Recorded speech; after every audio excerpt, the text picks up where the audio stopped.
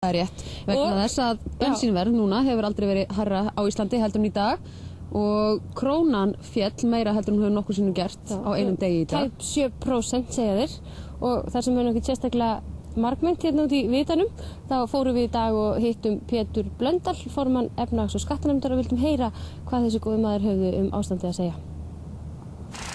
Þetta er erfiður dagur og hann á sér rætur út í heimi. Við getum alltaf lítið gert í því en við erum bara vonað að það lægist.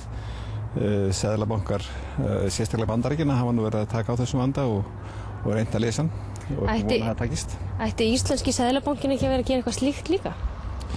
Jú, maður verður nú hallast á því að hann ætti nú að fika frá þessar stefnu sinni sem hefur laðað til landsins heilmikið af jöklabrifum sem einmitt er að valda hann miklu vanda.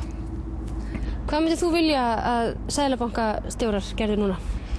Ég held að ætti nú að endurskoða stöðuna með nákvæmlega, ég ætla ekki að segja fyrir verkum en jöklabrifin er greinilega einhvað sem þeir hefðu ekki reiknað með og það er mikil áhætta fólkin í því að fá mikið útstreymi af gjaldeyri í einu, þess að krónum og lækka verð á krónunni og það getur,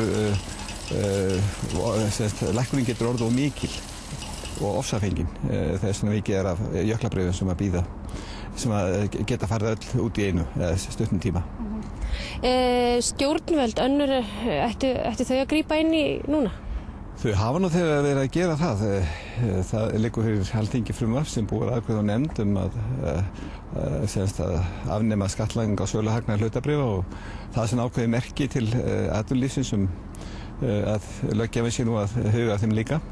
En ég held að það sé ekki vandamál hvorki framkvæmdavald né löggjafavald. Þetta er meira vandamál fyrirtækjanna sjálfra og þau leysa hann, þau munu leysa hann, ég veit það.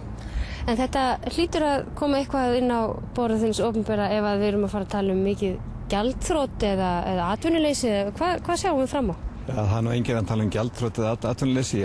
Það er aldrei langt í það. Ég held að Íslendingar hafa mjög háa og sögulega detta í þeim efnum. Hér er ekkert atvinnuleysi og við erum sérstaklega vel undir það búin og gjaldþrot hafa verið mjög lítil, atvinnulífið er sterkt og ég minna á það að aðal útflutningsgreinar Íslendinga, það er að segja álið og fiskurinn hafa hækkað mjög mikið í verði síðustu vikurnar, annars vegar vegna hækkunar á matum allan heim og hins vegar vegna hækkunar á orku. Þannig að þegar við tökum bensín og kvörtum undan háu verði þá ættum við líka að gleðjast því að þá hækkar álið. Hvað þýðir þetta fyrir almenning? Hvað á almenningur að hugsa núna og hvað á hann að gera? Hann náttúrulega má búast við verðhækkunum, sérstaklega á eldsneyti, það gerist mjög hratt. Verðhækkun á öðrum vörum, ég hugsa að sumar vörum er hækkað tregar eins og bílar. Það er bara ekki loft til þess, það gefur það ekki, markaðurinn gefur það ekki. Og við vonum að samkeppni mun náttúrulega dempa þetta eitthvað, þannig að innflytjendur taki eitthvað að þessu á sig. Þeir hafa jú ekki verið sérstaklega duglegir að lækka verðið þegar krónan styrktist. Þannig að það er kannski einhvað loft þar. En svo náttúrulega eiga menn alltaf að vera undir það búnir og margir eru fyrirtækjasamir og eiga sparnað og aðrir sem að skulda mikið þeir ættu þá að huga því að borga það niður. Þú ert ekki rosalega svartsýnn, Pétur. Nei, ég hafði meira áhyggjur síðastliðið sumar og þegar þessu útrás byrjaði með þessum óskaplegu áhættutökum sem menn voru að taka þá hafði ég áhyggjur. Nú búið að leysa það að miklu leyti, náttúrulega alls ekki öllu leyti, en það búið að leysa stærstu hnútana sem menn voru búin að taka og stöðuna sem menn voru búin að taka í áhættu. Þannig að ég hef nú minni áhyggjur núna heldur en endranær og þetta er eitthvað sem við leysum úr eins og alltaf. Það bara er þannig. Og eins og ég gat á það hafa Íslendingar bæði mjög sterkan ríkissjóð, ekkert atvinnuleysi, sterka lífeyrissjóði, sterkt atvinnulíf og aðal útflutningsgreinar þjóðarinnar er að hækka.